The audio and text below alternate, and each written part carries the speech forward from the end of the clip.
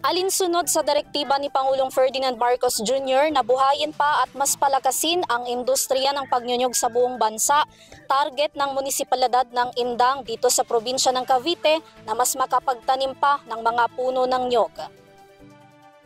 Bilang bahagi ng pagdiriwang ng 39th National Coconut Week na may temang nyog, ginto sa kabukiran, hatid ay kabuhayan at sandigan sa kaunlaran ng bayan, isang tree planting activity ang isinagawa sa bayan ng Indang na pinangunahan ni Mayor Virgilio Fidel kasama si Cavite 7th District Representative Crispin Diego Ping Remulla, Philippine Coconut Authority at iba pang sangguniang panlalawigan.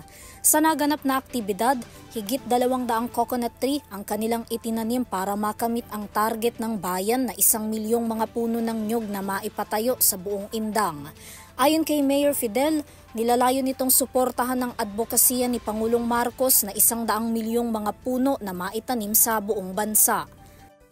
1 million na coconut trees ang gusto namin may patanim dito.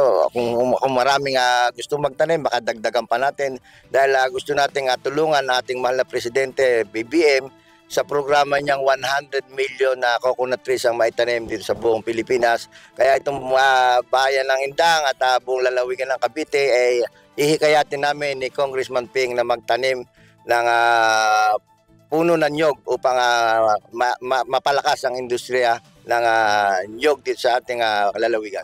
Kami po sa kabuuan ng Sangguniang Bayan ay buong suporta po ang binibigay po namin sa ating municipal mayor. Lahat po ng kailangan niya sa mga ordinansa para mas ma-develop po ang ating sektor na agrikultura. Handa naman daw si Congressman Ping na suportahan ang pagnanais ni Mayor Fidel na maipagpatuloy ang pagtatanim sa Indang. Gayon din ang matulungan ang mga coco farmers lalo pagdating sa pakikipagkalakalan ng kanilang mga produkto.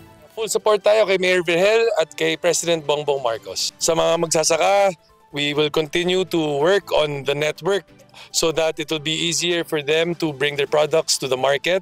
At kausap ko rin si Mayor Virgel, nais namin magpatayo ng trading post para mapadali nga ang kalakaran dito sa mga farmers natin. And oil mill also. Oil mill rin, galing mula sa PCA. So, mapoprocess rin natin ang nyog na tinatanim natin at maraming makikinabang po dito. Binigyang diin din ng kongresista at ng alkalde na hindi lang pagmumulan ng kabuhayan ang mga coconut trees, kundi makakatulong din ito para mabawasan ang malalang epekto ng climate change.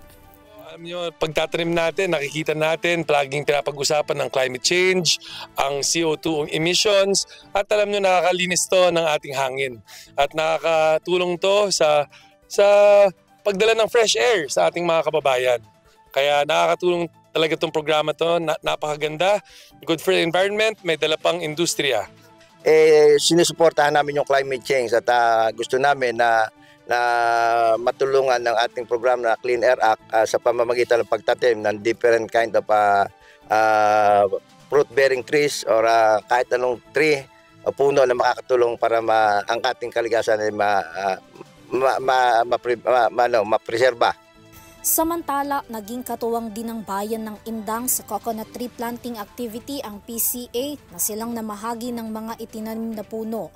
Ipinahayag din ng kinatawan ng PCA Batangas at Cavite Provincial Office na isa ang Indang sa mga munisipalidad sa probinsya na nagpahayag ng kahandaang makapagtanim sa kanilang mga lupain kung saan inaalalayan daw nila ang mga ito hanggang sa mapalaki at mapalago nila ang puno ng nyog.